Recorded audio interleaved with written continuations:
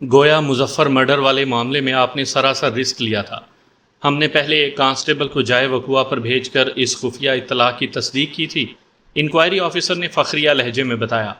Constable نے واپس آ کر بتایا کہ مذکورہ گندی گلی میں واقعی ایک لاش پڑی ہے۔ پھر میں 2 کانسٹیبلز کو اپنے ساتھ لے کر جائے وقوع پر پہنچ گیا تھا۔ میں نے پوچھا، آپ کتنے بجے جائے واردات پر پہنچے تھے؟ 11:15 بجے، اس نے جواب دیا۔ حیرت ہے، میں نے دونوں ہاتھ پھیلائے ہوئے کندھے اچکائے۔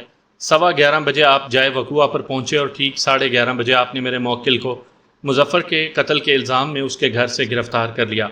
محض 15 منٹ کی قلیل مدت میں آپ نے کیوں کر یہ جان لیا کہ مظفر کو لیاقت نے قتل کیا ہے؟ وہ چند لمحے گہری نظر سے مجھے دیکھتا رہا، پھر رسانیت سے بولا، آپ ٹھیک کہتے ہیں، واقعی 15 منٹ میں کسی حتمی نتیجے پر پہنچنا ممکن نہیں، مگر ملزم کی گرفتاری ٹھوس بنیادوں پر عمل میں لائی گئی تھی۔ ہم نے آپ کے موکل پر کچا ہاتھ نہیں ڈالا تھا۔ ٹھوس بنیادوں کی وضاحت بھی کر دیں آئیو صاحب، میں نے چبھتے ہوئے لہجے میں کہا۔ وہ تھوک نگلتے ہوئے بولا، پہلی بات تو یہ کہ ہمیں مقتول اور ملزم کی چپکلش کے بارے میں بہت پہلے سے علم تھا۔ 2 فروری کو ان دونوں کے درمیان جو جھگڑا ہوا اس کی نہ صرف اطلاع تھانے میں پہنچ گئی تھی، بلکہ یہ بھی سننے میں آیا تھا ملزم نے مقتول کو خطرناک نتائج کی دھمکیاں بھی دی تھیں۔ اس نے چند افراد کے سامنے مظفر کو مزہ چکھانے کے عزائم کا اظہار کیا تھا۔ ہمارے لیے یہ اشارہ بڑی اہمیت رکھتا تھا۔ چنانچہ جب ہمیں پتہ چلا کہ گندی گلی میں ملنے والی لاش مظفر کی ہے تو فوری طور پر ہمارا دھیان ملزم کی طرف گیا۔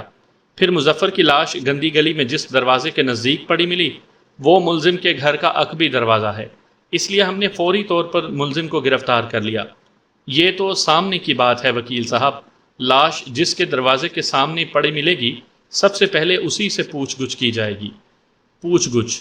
میں نے حیرت سے دہرایا، پھر تیز آواز میں کہا، میری اطلاع کے مطابق آپ نے میرے موکل کا دروازہ دھڑ دھڑایا اور جیسے ہی اس نے دروازہ کھولا پولیس نے گھر کے اندر داخل ہو کر اسے گرفتار کر لیا۔ واقعات اور شواہد کے مطابق پوچھ گچھ کا کہیں ذکر نہیں ملتا۔ میں نے ایک لمحے کو توقف کیا، پھر انکوائری آفیسر کی آنکھوں میں دیکھتے ہوئے اضافہ کیا، توفیق صاحب، آپ نے جس اعتماد کے ساتھ کمانڈو ایکشن کر کے میرے موکل کو گرفتار کیا تھا، اس سے تو یہی ظاہر ہوتا ہے جیسے آپ نے اسے خود اپنی آنکھوں سے واردات کرتے دیکھا ہو۔ آپ اس سلسلے میں اتنے پر یقین کیوں تھے؟ وہ میرے اس تیکھے سوال پر جز بز ہو کر رہ گیا۔ بات بناتے ہوئے بولا، دراصل ملزم اور مقتول کے پھڈے کے باعث فوری طور پر ملزم کی طرف ہی دھیان جاتا تھا۔ پھر وہ مجھے گھمانے کی کوشش کرتے ہوئے بولا، اور آپ نے پوچھ گچھ والی جو بات کی ہے نا، تو ہم نے ملزم کو گرفتار ہی اسی لیے کیا تھا کہ تھانے میں لے جا کر اس سے پوچھ گچھ کی جائے، اور ہم نے ایسا کیا بھی۔ انکوائری آفیسر کی باتوں میں ربط کا فقدان واضح طور پر نظر آ رہا تھا۔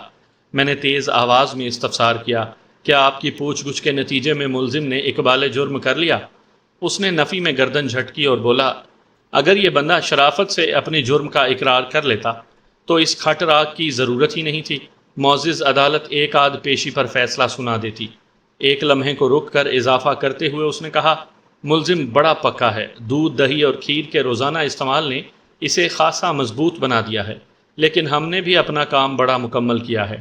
عدالتی کارروائی کے دوران میں اس کا جرم ثابت ہو جائے گا، یہ تو وقت آنے پر پتہ چلے گا، میں نے سرسری انداز میں کہا، پھر اس کی آنکھوں میں دیکھتے ہوئے بآواز بلند اضافہ کیا، آئیو صاحب، آپ کی باتوں سے ظاہر ہوتا ہے پولیس نے فرض شناسی کو لپیٹ کر کسی کونے کھدرے میں ڈال دیا ہے۔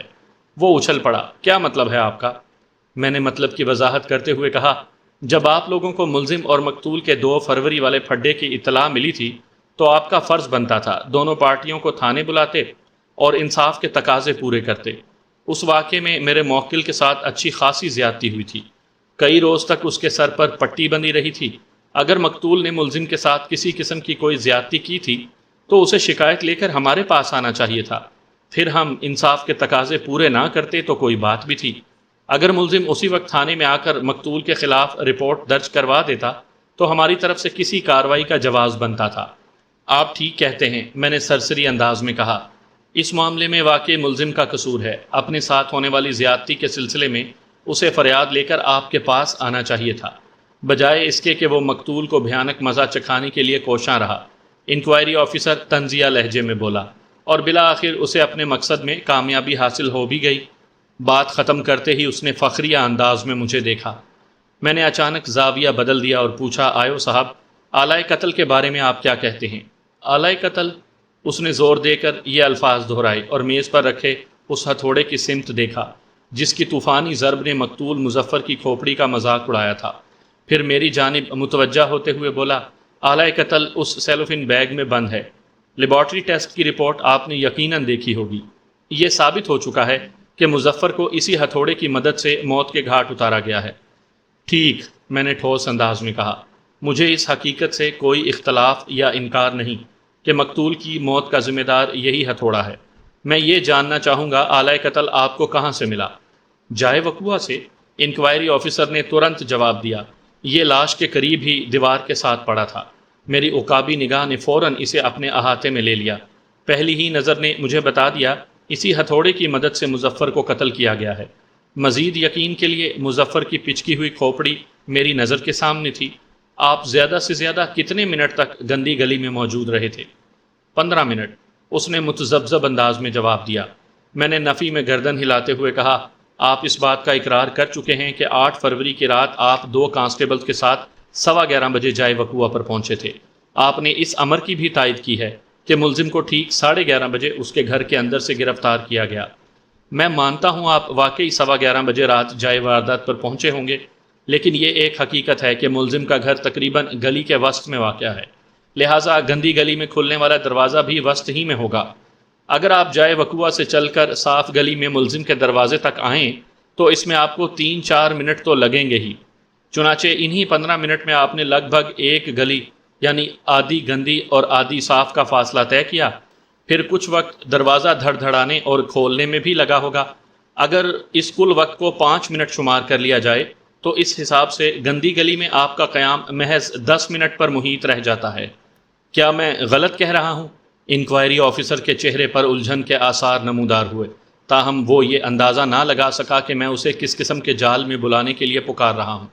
تامل کرتے ہوئے اس نے کہا، اگر آپ 10 منٹ پر خوش ہیں تو 10 منٹ ہی سمجھ لیں۔ یہ میری خوشی یا غمی کا معاملہ نہیں آئے صاحب، میں نے تیکھے لہجے میں کہا، میں حقائق کی روشنی میں سچائی بیان کر رہا ہوں۔ ٹھیک ہے، میں صرف 10 منٹ تک گندی گلی میں موجود رہا تھا، وہ پسپائی اختیار کرتے ہوئے بولا۔ اس کو فرار ہوتے دیکھ کر میں نے چڑھائی کر دی۔ آیو صاحب، ذرا سوچ کر بتائیں، جب آپ 2 کانسٹیبلز کے ساتھ جائے وقوع کی طرف جا رہے تھے تو آپ کو معلوم تھا وہاں گندی گلی میں مظفر کو قتل کیا گیا ہے؟ اس میں سوچنے کی کیا بات ہے، وہ جلدی سے بولا۔ اس کے لہجے میں ہلکی سی پھنکار موجود تھی۔ ظاہر ہے مجھے مقتول کے بارے میں کچھ پتہ نہیں تھا، ہمیں صرف اتنی اطلاع ملی تھی کہ وہاں قتل کی ایک واردات ہو گئی ہے۔ اس کا مطلب ہے یقینی طور پر آپ کو یہ بھی معلوم نہیں ہو سکتا تھا کہ قاتل کون ہے؟ میں نے اس کی آنکھوں میں بہت دور تک جھانکتے ہوئے کہا، یہ حقیقت تو جائے وقوع پر پہنچنے کے بعد ہی آشکار ہوئی تھی۔ جی ہاں، اس نے بڑی سرعت سے اس بات میں سر ہلایا۔ میں نے اچانک پوچھا، کیا مقتول سے آپ کی گہری شناسائی تھی؟ یہ سوال اتنا غیر متوقع اور اچانک تھا کہ وہ گڑبڑا گیا۔ گڑبڑاہٹ میں اس کے منہ سے نکلا، ہاں، نہیں، ایک جواب دیں۔ میں نے اسے ٹوکا، ہاں یا نہ؟ میرا مطلب ہے میں مظفر کا صورت آشنا تھا، وہ سنبھلتے ہوئے بولا۔ میرے پوچھنے کا مقصد بھی یہی تھا۔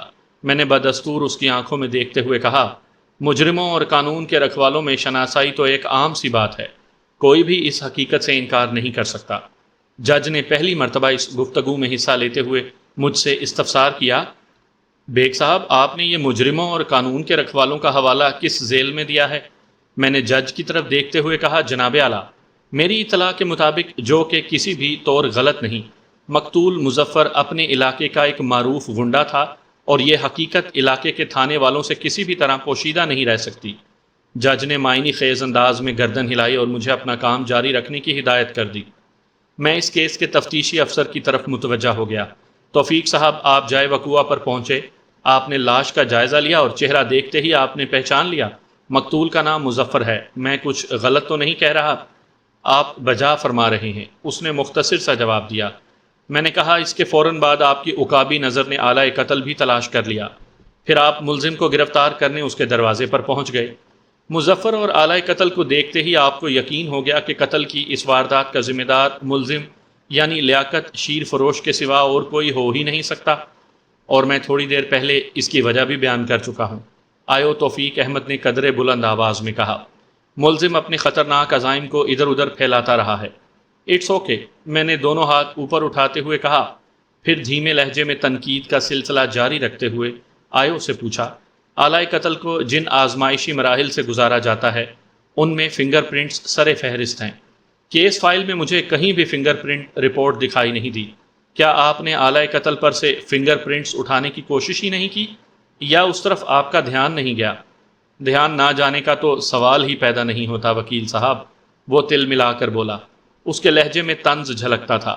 میں نے آلائے قتل یعنی آہنی ہتھوڑے کے چوبی دستے پر سے قاتل کی انگلیوں کے نشانات حاصل کرنے کی پوری کوشش کی تھی، لیکن مجھے اس کوشش میں 1% کامیابی بھی حاصل نہ ہو سکی۔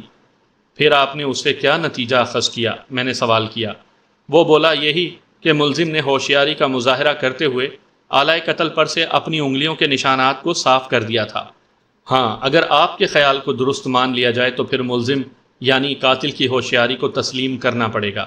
میں نے معنی خیز انداز میں اپنے سر کو تائیدی جنبش دی، مگر دوسری طرف یہ بھی نظر آ رہا ہے کہ قاتل انتہا درجے کا احمق تھا۔ وہ چونکا اور اضطراری لہجے میں پوچھ بیٹھا، یہ بات آپ کس بنا پر کہہ رہے ہیں؟ اس بنا پر کہ وہ آلائے قتل کو جائے وقوع پر چھوڑ گیا، میں نے سرسراتی ہوئی آواز میں کہا۔ اس طرح پولیس کا کام آسان ہو گیا، حالانکہ مجرموں کی ہمیشہ سے یہ کوشش رہی ہے کہ پولیس کے کام کو مشکل اور پیچیدہ سے پیچیدہ تر بنائیں۔ کیا آپ میری بات سے اتفاق کرتے ہیں؟ آپ نے بالکل درست کہا ہے، وہ تائیدی انداز میں بولا۔ میں نے ٹھہرے ہوئے لہجے میں کہا، پھر آپ کو میری اس بات سے بھی اتفاق کرنا ہوگا کہ قاتل نے دانستہ پولیس کے کام کو آسان بنانے کی کوشش کی تھی، ورنہ وہ آلائے قتل کو کہیں بھی چھپا سکتا تھا۔ پتہ نہیں آپ کیا کہنا چاہتے ہیں، وہ جھنجھلاہٹ بھرے لہجے میں بولا۔ میں نے کہا، میں یہ کہنا چاہتا ہوں کہ قاتل کی یہ خواہش رہی ہوگی کہ پولیس کو زیادہ محنت نہ کرنی پڑے۔ اس سے تو یہ ظاہر ہوتا ہے وہ اپنے دل میں پولیس سے گہری ہمدردی رکھتا ہے۔ آپ بہت ہی الجھی ہوئی اور سمجھ میں نہ آنے والی باتیں کر رہے ہیں۔ انکوائری آفیسر کی جھنجھلاہٹ عروج کو پہنچ گئی۔ میں نے اپنی دھن کو برقرار رکھتے ہوئے کہا، اور عین بلکہ غین ممکن ہے قاتل ہی نے کسی پی سی او سے شیخ احمد بن کر تھانے فون کیا ہو تاکہ پولیس فوراً حرکت میں آ جائے۔ آپ ان مفروضوں کی مدد سے ثابت کیا کرنا چاہتے ہیں؟ وہ پھٹ پڑا۔ میں نے مخصوص وار جاری رکھا، اس طرح قاتل ایک طرف تو پولیس کا معاون دکھائی دیتا ہے اور دوسری جانب اسے مقتول سے بھی گہری ہمدردی ہے۔ وہ نہیں چاہتا تھا مقتول کی لاش دوسرے دن تک اس گندی گلی میں بے خبر پڑی رہے۔ گندی گلی میں آوارہ گردی کرنے والے شب بیدار چوہے لاش کا جو حشر خراب کرتے وہ اسے منظور نہ تھا، لہٰذا اس نے راتوں رات ہی مقتول کی لاش اٹھوانے کا بندوبست کر دیا۔ انکوائری آفیسر نے دونوں ہاتھوں سے اپنا سر تھام لیا اور بیزاری سے بولا، وکیل صاحب، پتہ نہیں آپ کو کیا ہو گیا ہے۔ اس کے ساتھ ہی عدالت کا وقت ختم ہو گیا۔ سامعین کرام، آپ سن رہے ہیں مرزا امجد بیگ ایڈوکیٹ کے لڑے گئے مقدمات میں سے ایک دلچسپ مقدمے کی داستان، جس کا نام ہے مدعی چست۔ یہ اس سلسلے کی قسط نمبر 3 ہے۔ مجھے امید ہے آپ کو میری یہ کاوش پسند آ رہی ہوگی۔ آپ نے اگر ابھی تک میرا چینل کہانی گھر سبسکرائب نہیں کیا تو ابھی میرے چینل کو سبسکرائب کر کے بیل نوٹیفیکیشن آن کر لیجئے تاکہ آنے والی ہر نئی کہانی کی اطلاع بر وقت آپ تک پہنچ سکے۔ آئندہ پیشی سے پہلے میں نے اس کیس کے بارے میں مزید تحقیق کی۔ اس کوشش میں منان اور لیاقت کی بیوی ببلی نے میرا بہت ساتھ دیا۔ ببلی اپنی شوہر کی وجہ سے بہت پریشان تھی۔ اس کی خواہش تھی کہ لیاقت جلد از جلد اس مصیبت سے نکل آئے۔ میں نے اسے بھرپور یقین دلایا کہ میں اس کے شوہر کا بال بھی بیکا نہیں ہونے دوں گا۔ وہ میری تسلی اور منان کی تشفی کے سہارے امید کا دامن پکڑے کھڑی تھی۔ اس دوران میں مجھے یہ بھی معلوم ہوا کہ پولیس کے علاوہ ایک اور شخصیت بھی اس کیس میں گہری دلچسپی لے رہی تھی، بلکہ صحیح معنوں میں وہی شخصیت مدعی کا رول ادا کر رہی تھی۔ مجھے یہ جان کر حیرت بھی ہوئی کیونکہ وہ علاقے کی ایک معروف سماجی اور سیاسی شخصیت تھی۔ عام طور پر یہ خیال کیا جاتا ہے کہ علاقے کے غنڈے اور بدماش طاقتور سماجی اور سیاسی شخصیات کے لیے مٹھی کے دانوں کی مانند ہوتے ہیں۔ وہ عام لوگوں کے لیے دہشت اور خوف کی علامت صحیح، مگر ایسی شخصیات کے اشاروں پر ناچنے کے لیے مجبور ہوتے ہیں۔ اس سوچ اور خیال سے قطع نظر اس علاقے کا ایک با اختیار شخص امان اللہ مظفر مرڈر کیس میں خصوصی دلچسپی لے رہا تھا۔ سننے میں آیا تھا کہ ملزم کو بدترین سزا دلوانے کے سلسلے میں اس نے پولیس کی مٹھی گرم کر دی ہے اور اب عدالتی سطح پر ساز باز کی کوششوں میں مصروف ہے۔ بہرحال داؤ پیچ کو میں زیادہ اہمیت نہیں دیتا کیونکہ میری تیاری میں کوئی کمی نہیں تھی۔ اگر واقعی امان اللہ نامی وہ شخص اس کیس کا مدعی بن بیٹھا تھا تو اس کا مطلب یہی تھا کہ مقتول مظفر اس کے لیے بہت اہمیت رکھتا ہوگا، وہ خوامخواہ اس کی خاطر کوشش نہیں کر رہا ہوگا۔ اس پیشی پر استغاثہ کی طرف سے جو گواہ پیش کیا گیا اس کا نام نوید الحسن تھا۔ نوید الحسن ایک الیکٹرانکس مکینک تھا اور صدر کی الیکٹرانکس مارکیٹ میں ایک دکان سے وابستہ تھا۔ اس دکان پر نئے اور استعمال شدہ ٹی وی، فریج اور دیگر الیکٹرانکس آلات فروخت ہوتے تھے۔ نوید الحسن کی عمر لگ بھگ 45 سال ہوگی۔ وہ سانولے رنگ کا ایک میانہ قد شخص تھا۔ نوید الحسن کا گھر گندی گلی کی دوسری جانب یعنی لیاقت کے گھر کے عقب میں واقع تھا، مگر عقبی گندی گلی میں کھلنے والے دونوں گھروں کے دروازے آمنے سامنے نہیں تھے۔ نوید الحسن نے سچ بولنے کا حلف اٹھانے کے بعد اپنا بیان ریکارڈ کروایا، پھر وکیل استغاثہ جراح کے لیے اس کے کٹہرے کے قریب پہنچ گیا۔ کھنکار کر گلا صاف کرنے کے بعد اس نے پوچھا، نوید صاحب، آپ کو اس علاقے میں رہتے ہوئے کتنا عرصہ ہوا ہے؟ 2 نسلوں سے اسی گھر میں رہ رہے ہیں، گواہ نے جواب دیا۔ میرے دادا نے یہ گھر بنایا تھا، اب میں اور میرے بیوی بچے رہتے ہیں۔ ویری گڈ، وکیل استغاثہ نے سراہنے والے انداز میں کہا۔ آپ ملزم کو کب سے جانتے ہیں؟ بات ختم کرتے ہی ایکیوزڈ باکس میں کھڑے میرے موکل کی جانب اس نے اشارہ کر دیا۔ گواہ نے جواب دیا، اس شخص کو یہاں رہتے ہوئے لگ بھگ 15 سال ہو گئے ہیں یا اس سے کچھ زیادہ۔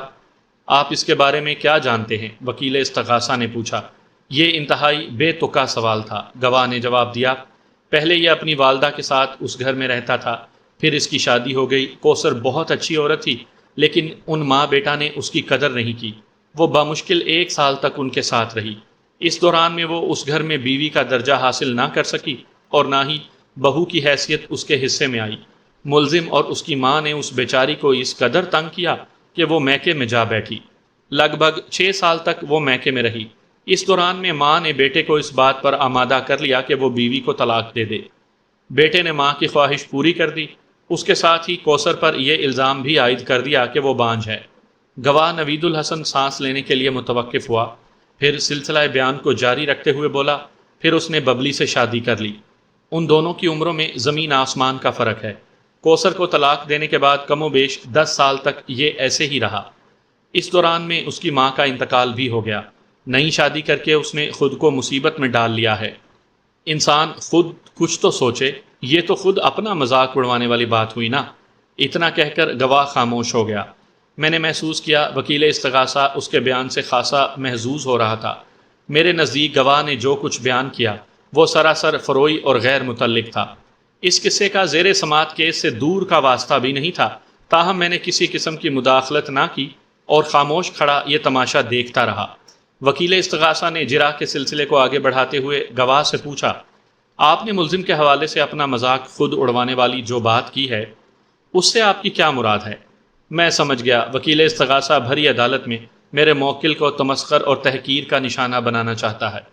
استغاثہ کے گواہ نوید الحسن نے جواب دیا، جناب یہ تو سیدھی اور سامنے کی بات ہے۔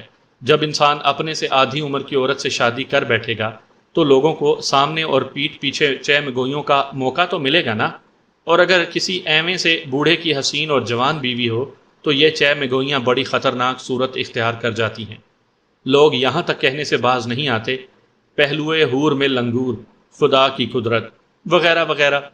وکیل استغاثہ نے معنی خیز انداز اختیار کیا اور پر اسرار لہجے میں مستفسر ہوا، سننے میں آیا ہے پچھلے دنوں ملزم کی دکان پر مقتول اور ملزم کے مابین کسی بات پر اچھا خاصا جھگڑا ہو گیا تھا، کیا آپ اس پھڈے کے سبب سے آگاہ ہیں؟ میں کیا، بہت سے لوگ اس معاملے سے واقف ہیں، گواہ نے مبہم انداز میں کہا۔ وکیل استغاثہ شر انگیزی کے موڈ میں تھا، چونکے ہوئے لہجے میں بولا، کون سا معاملہ؟ گواہ تامل کرتے ہوئے بولا، ملزم کو شک تھا مقتول اس کی بیوی پر بری نظر رکھتا تھا اور اس کی غیر موجودگی میں وہ ببلی سے چھیڑ چھاڑ کرنے پہنچ جاتا تھا۔ کہاں پہنچ جاتا تھا؟ گندی گلی میں۔ وہی گندی گلی جو آپ کے اور ملزم کے گھروں کے عقب میں واقع ہے؟ جی ہاں بالکل وہی گندی گلی، گواہ نے مضبوط لہجے میں جواب دیا۔ وکیل استغاثہ نے کہا، ملزم کا دعویٰ ہے مقتول اس کی بیوی سے چھیڑ چھاڑ کرنے کے لیے عموماً رات 8 اور 9 بجے کے درمیان گندی گلی میں پہنچتا تھا۔ کیا آپ نے بھی یہ بات سنی ہے؟ گواہ نے اثبات میں سر ہلایا، جی ہاں یہی سننے میں آیا ہے۔ آپ اپنی ڈیوٹی پر کتنے بجے جاتے ہیں اور واپسی کب ہوتی ہے؟ صدر کی الیکٹرانک مارکیٹ 11 کے بعد کھلتی ہے، نوید الحسن نے پرسوچ انداز میں جواب دیا۔ میں گھر سے 11 بجے نکل جاتا ہوں، واپسی میں کم و بیش 7 بج جاتے ہیں، کبھی کبھار 7:30 اور 8 بھی بج جاتے ہیں۔ آپ گھر آنے کے بعد کیا کرتے ہیں؟ پہلے میں نہا دھو کر فریش ہوتا ہوں، گواہ نے بتایا۔ اس دوران میں میری بیوی چائے بنا لیتی ہے۔ چائے پینے کے بعد ہم گھریلو مسائل پر بات چیت کرتے ہیں، پھر بچے ٹیوشن سے آ جاتے ہیں، رات کا کھانا ہم خبر نامے کے بعد کھاتے ہیں، اس کے بعد ہم اپنے اپنے معمول کے مطابق سو جاتے ہیں۔ اس کا مطلب ہے ڈیوٹی سے آنے کے بعد آپ گھر سے نہیں نکلتے؟ وکیل استغاثہ نے کچھ سوچتے ہوئے کہا۔ جی ہاں، عموماً ایسا ہی ہوتا ہے، گواہ نے تائید کی۔ کبھی کوئی ایمرجنسی آن پڑے تو دوسری بات ہے۔ وکیل استغاثہ نے پینترا بدلا اور کرارے لہجے میں بولا، ذرا سوچ کر بتائیں، 8 فروری کی رات کو بھی آپ حسب معمول گھر آئے تھے اور گھر میں داخل ہونے کے بعد پھر باہر نہیں نکلے تھے؟ گواہ متذبذب نظر سے وکیل استغاثہ کو دیکھنے لگا۔ وکیل استغاثہ نے وضاحت کرتے ہوئے کہا، میں وقوعہ کی رات کا ذکر کر رہا ہوں۔ اوہ! گواہ نے ایک طویل سانس خارج کی اور پھر اثبات میں سر ہلاتے ہوئے بولا، جی ہاں، اس روز میں لگ بھگ 7 بجے گھر پہنچ گیا تھا، پھر دوسری صبح ہی گھر سے نکلا تھا۔ وکیل استغاثہ نے جرح کے سلسلے کو آگے بڑھاتے ہوئے کہا، پوسٹ مارٹم رپورٹ کے مطابق مقتول ظفر کی موت وقوعہ کی رات یعنی 8 فروری کو رات 9 اور 11 بجے کے درمیان واقع ہوئی ہے۔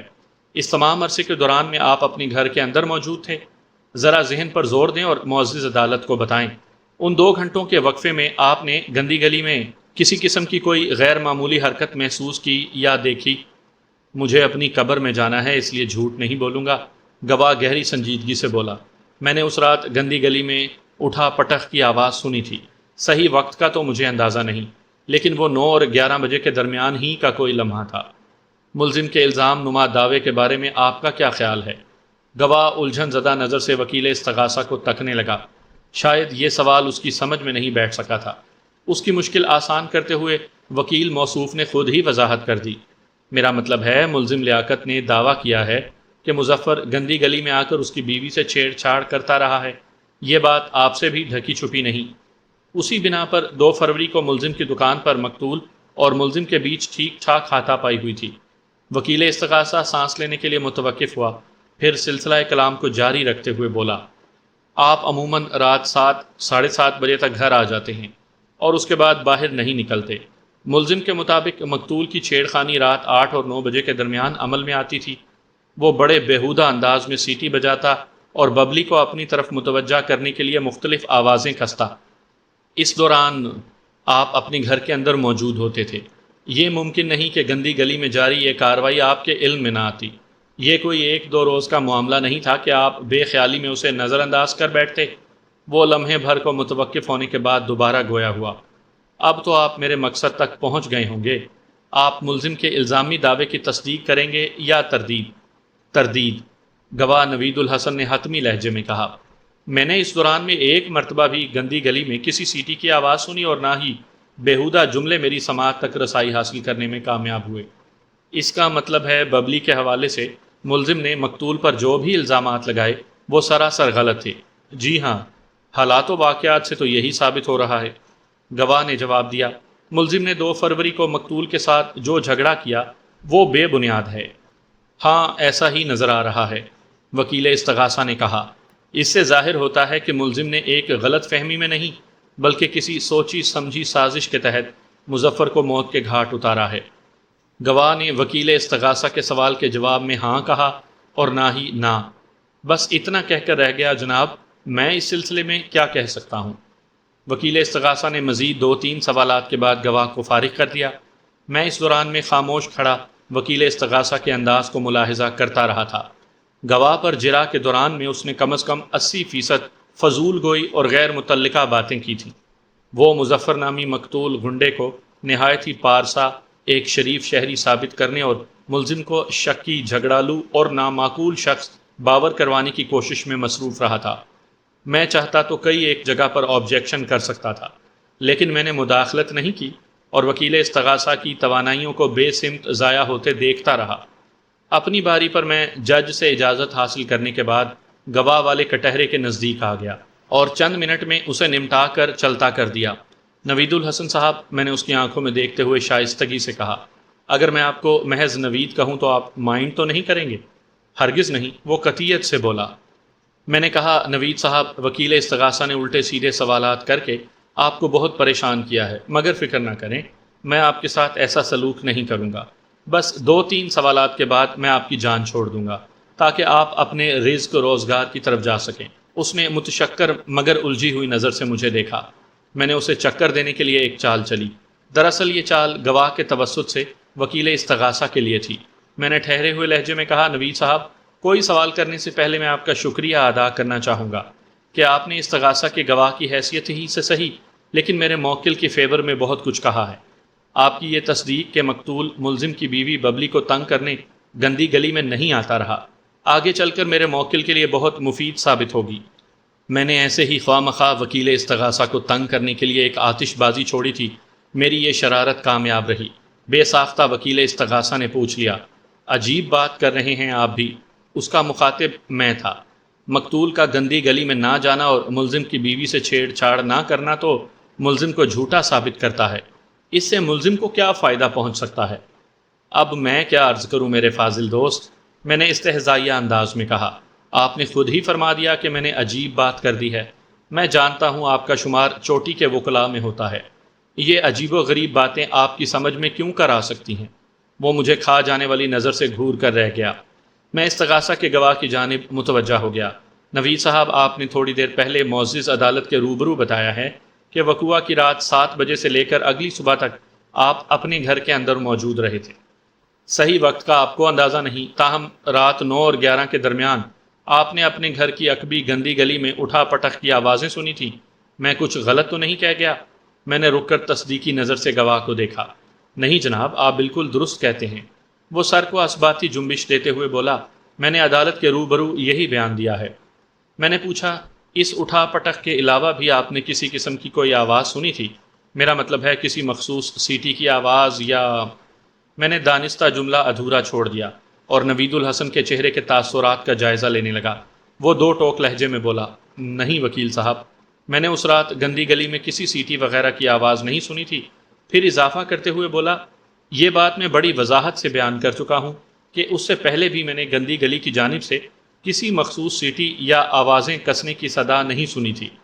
میرے موکل کی بیوی ببلی نے بڑی تفصیل سے مجھے بتایا تھا کہ وقوعہ کی رات کافی دن کے بعد اس نے گندی گلی میں مقتول کی مخصوص سیٹی سنی تھی۔ اس وقت وہ کچن میں جھوٹے برتن دھونے میں مصروف تھی۔ ببلی کے مطابق جب وہ سونے بستر پر لیٹ گئی تو بھی 2-3 مرتبہ اس نے سیٹی کی آواز سنی تھی۔ اب یا تو ببلی جھوٹ بول رہی تھی یا پھر استغاثہ کا گواہ دروغ گوئی پر کمر بستہ تھا۔ ویسے ملزم کی بیوی ببلی کے جھوٹ بولنے کی کوئی وجہ سمجھ میں آتی تھی اور نہ ہی ضرورت دکھائی دیتی تھی۔ تاہم نوید الحسن تو اس بات پر بھی ڈٹا ہوا تھا کہ اس نے وقوعہ کی رات سے پہلے بھی کبھی گندی گلی میں سیٹی کی آواز یا بیہودہ جملے نہیں سنے تھے۔ اگر نوید الحسن کی بات کو سچ مان لیا جاتا تو پھر ببلی جھوٹی ثابت ہوتی تھی، کیونکہ اس کی شکایت پر ہی تو لیاقت مظفر کے خلاف ادھار کھائے بیٹھا تھا۔ ببلی نے لیاقت کو مظفر کی چھیڑ چھاڑ اور نازیبہ حرکات کے بارے میں بتایا تھا، جس کے بعد ہی اسے کسی ایسے وکیل کی ضرورت محسوس ہوئی جو اس کی مرضی کے مطابق مظفر کو رنگے ہاتھوں پکڑ لے۔ اس سلسلے میں سب سے پہلے اس نے مجھے ہی گھیرنے کی کوشش کی تھی۔